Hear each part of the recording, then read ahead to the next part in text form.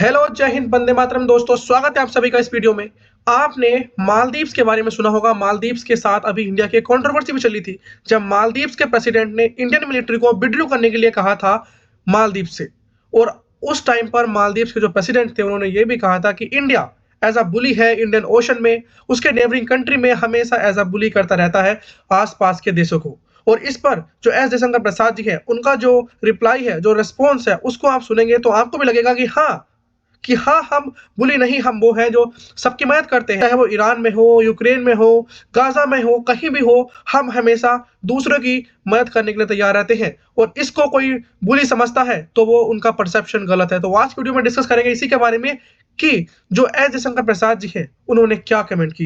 यहाँ पे आप पढ़ सकते हैं article, is India being a bully, S Jaishankar was asked. S Jaishankar Prasad ji से पूछा गया था, क्या इंडिया एक बुली है। सेम आर्टिकल आगे है, big bullies do not give $4.5 billion aids, Jaishankar takes dig at Maldives.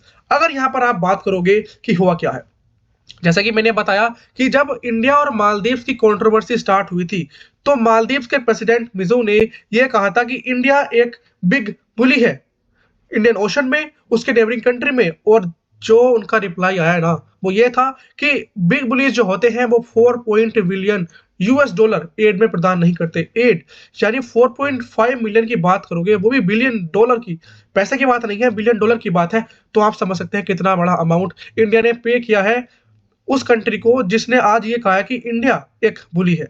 और उसकी perception as India a bully is not good. अगर आप देखोगे इंडिया की जो पॉलिसी है नेबरहुड फर्स्ट, उसके लिए इंडिया हमेशा तैयार रहता है, चाहे वो श्रीलंका हो, चाहे वो बांग्लादेश हो, इवन नेपाल भी हो तब भी। और अगर आपको पता हो तो चाइना चाइना के साथ इंडिया के रिलेशन इतने अच्छे नहीं है, इवन इंडिया ने तब भी चाइना को एड प्रोवाइड की है। अगर आप यहाँ पर देखोगे कि जो मिजू है प्रेसिडेंट ऑफ मालदीव्स, पे कहते हैं कि no country had licence to bully us. किसी कंट्री के पास ऐसा लाइसेंस नहीं है कि वो हमको बुली करे। और ये सब कह क्यों रहे हैं भाई, we are not doing bully.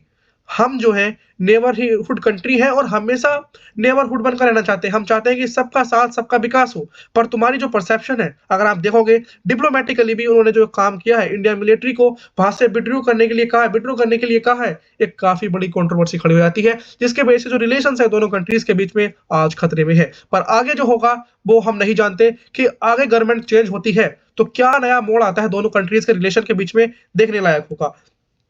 S Jaishankar Prasad जी अपनी एक मीटिंग में, एक इवेंट में थे। उनकी एक बुक थी वाई भारत मैटर्स, एक उनकी इंपॉर्टेंट बुक थी जिसको वो हमें प्रमोट भी कर रहे थे बेसिकली।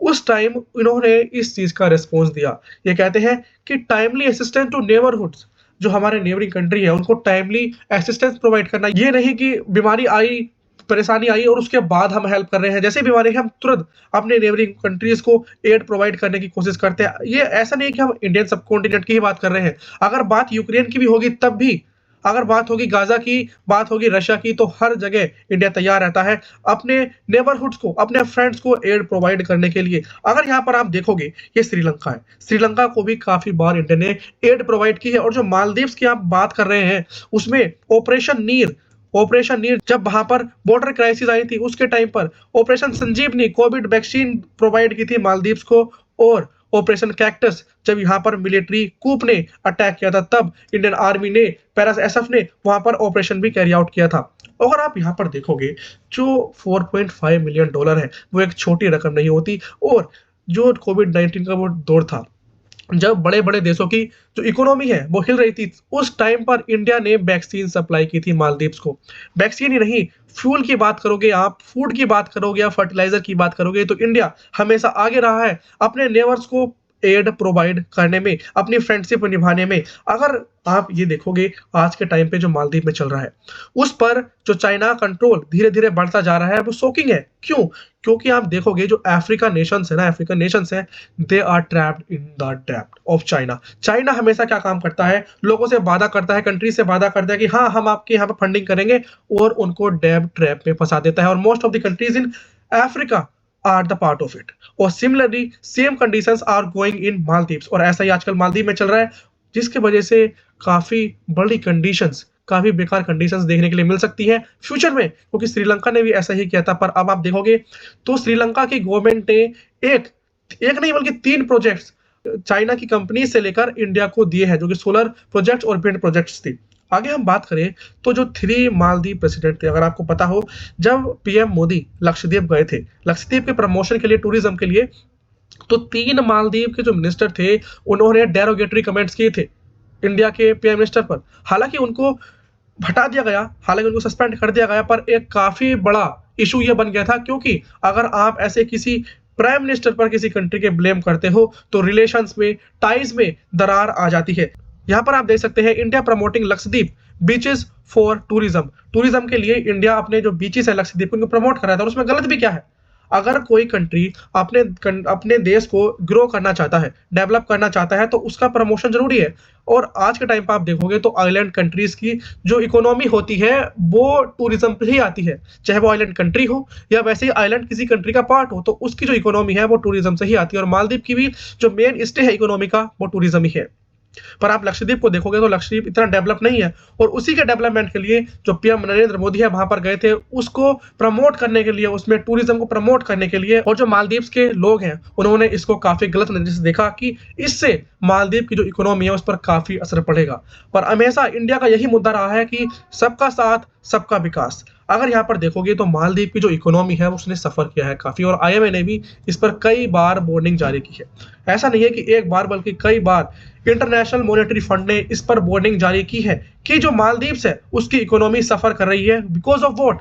चाइनीज डेब्ट। जो चाइना का डेब्ट ट्रैप है, इसमें फंस जाने के बाद कंट्री की जो इकोनॉमी है, जो कंडीशंस है, एम्प्लॉयमेंट है, फूडिंग की बात करो आप, सब खतरे में आ जाती है because of what? Because of China's डेब्ट ट्रैप। अगर आप आगे देखोगे तो ट्रेड एंड इन्वेस्टमेंट की बात करें आप, इंडिया के जितने भी नेबर्स हैं, चाहे नेपाल हो, श्रीलंका हो, भूटान हो, बांग्लादेश हो या मालदीव हो, पिछले 10 सालों में काफी राइज आपको देखने के लिए मिलेगा। पर जो हुआ इस टाइम ना इंडिया और मालदीव्स के बीच में, वो काफी शॉकिंग है। इसको सहना या इसको भुला देना भी हम ये नहीं कह सकते कि छोटी मोटी बात है, बहुत बड़ी बात है। और जो इंडिया है अपने कंसिस्टेंट एफर्ट रखता है, हमेशा ये दम रखता है कि अगर किसी फ्रेंडली नेशन पर कोई दिक्कत आती है, कोई नेशनल डिजास्टर, कोई कैटास्ट्रोफ होता है, तो इंडिया हमेशा रेडी रहेगा। और भूटान की बात करोगे तो हाँ, भूटान भी एक ऐसा देश है जो इंडिया से बॉर्डर शेयर करता है, और इसका जो ओरिजिन है वो बेसिकली इंडिया से ही हुआ है। ठीक है, भूटान के लिए भी इंडिया ने काफी हेल्प प्रोवाइड की है, उसके डेवलपमेंट ने प्रोवाइड की है, और बहुत सारी कंपनीज भूटान की इंडिया में काम भी करती है, इंफ्रास्ट्रक्चर प्रोजेक्ट भी करती है, इंफ्रास्ट्रक्चर प्रोजेक्ट पर ही काम करती है। अगर आप डिप्लोमेसी की बात करोगे तो डिप्लोमेसी में भी काफी इंपॉर्टेंट है अपने रिलेशंस को मेंटेन करना, ये नहीं कि अपना ही फायदा देखे। और इसमें तो मालदीव से कोई फायदा भी नहीं है, क्योंकि चाइना के डेब्ट ट्रैप में फंसने के बाद कोई भी अच्छे से ग्रो नहीं हो पाता, और उसके लिए उसको एड चाहिए होती है। आगे देखते हैं क्या बड़ी मेजर पॉलिटिकल डेवलपमेंट देखने के लिए मिलती है वर्ल्ड में, मालदीव इंडिया के रिलेशंस में कैसे चीजें चेंज होंगी। तो आज हमने समझा कि आज के टाइम पर जो कंट्रोवर्सी थी इंडिया और मालदीव के बीच में वो कैसी है। और एस जयशंकर प्रसाद जी का जो कमेंट था कि $4.5 मिलियन छोटी मोटी रकम नहीं होती है, ऐसे नहीं मिल जाते $4.5 मिलियन। कोई ऐसे बुली करके नहीं देता है। अगर किसी को ऐसी कंडीशन आती है कि हाँ हम तुमको बुली कर रहे हैं, बुली करना मतलब क्या है? किसी को नीचा दिखाना, आंख दिखाना। हमने ऐसा कभी काम नहीं किया, और उसमें उस टाइम पर भी जो कंडीशन थी मालदीव की वो सही नहीं थी, और इंडिया ने ऐसी कंडीशन में अपनी तरफ से फुल एड प्रोवाइड की मालदीव को। Thank you.